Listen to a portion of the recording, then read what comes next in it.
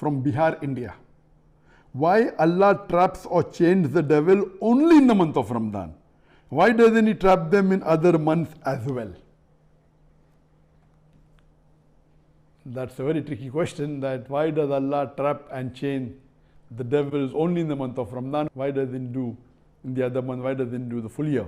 If you watched my earlier sessions on Ramadan, I told you that if you allow me to call a human being a machine, human being is the most complicated machine, and Ramadan is like a servicing, like overhauling of the complete body. And every machine requires servicing. Some require once a year, some require once in 6 months. So Ramadan is 1 month in a year, which I would say, give an analogy, it is like a servicing of the body. So when you're doing servicing, it is good for the machine. But if you say, I will keep on doing servicing the full year, then that's not logical. So if you say that we will keep on having Ramadan the full year, if the devils are chained, then but naturally Allah subhanahu wa ta'ala will also have to tell the human being you should fast the full year. And fasting full year is haram in Islam. Our beloved Prophet said, you cannot fast every day. The maximum that if you want to do, our Prophet permitted, keep the fast of Dawud alayhi salam. He fasted alternate days. So fasting every day of the year is prohibited. So if Allah chains the devil full year, you'll also have to fast, because in Ramadan one of the requirements that you have to fast the full month of Ramadan. So if Allah chains the devil the full year, you have to fast the full year. That is point number 1. Point number 2, let me give you an analogy, that when there's a shop. The shop normally sells good, and once a year maybe, or once in 6 months they have a sale. During the sale, you get the goods cheap, and you go there and you purchase. Same way, Ramadan is 1 month in a year where you get many benefits. So these benefits that you get cannot be for the full year. The shopkeeper allows only for 1 month. So these benefits that you have is kept for 1 month. But the best example analogy I can give you is of an examination.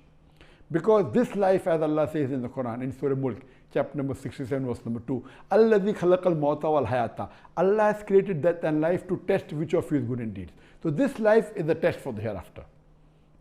Now, if you see the test that we have in our life, when we go to colleges, when we go to universities, you have, for the full year, you attend the university, you attend the college, and you have final exam only once in a year.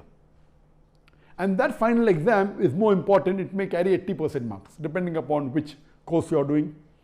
And full year, you may have to attend college every day, for which marks may be given for attendance. There may be weekly test. Some of the professions have daily test. You get marks. But those marks are less important as compared to the marks in the final examination. Depending upon the course you are doing, maybe final examination may carry 80% marks of the total, maybe 75% marks. The balance 20 or 25% may be for day-to-day activities. So similarly, this life is a test for us. Allah subhanahu wa ta'ala has given you rules and regulations which you should follow throughout the year. But during Ramadan, it is like the final examination. And during final examination, you study more. You study more than the normal time. So we Muslims do more ibadah in Ramadan than the normal time. But you cannot say that like the examination be throughout the year. It will be a problem. Because during final examination, you do not follow your daily routine. You may do less of the other activity, less of social work, and concentrate more on the things of the examination. Similarly, in Ramadan, it's not the same activity as we do in the other days.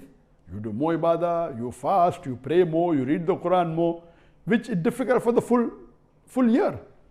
So in Ramadan, because Allah subhanahu wa ta'ala chains the devil, it is possible for you to do more ibadah, it is possible for you to do more salah, it's possible for you to fast for the full month. If you say Allah will chain for the full year, then full year you keep on doing more ibadah and more, it's good. But then it's difficult during the last 10 nights. Many of us stay awake full night. So imagine you'll have to stay awake full night for the full year, it's difficult. So everything is balanced and comes in a combination.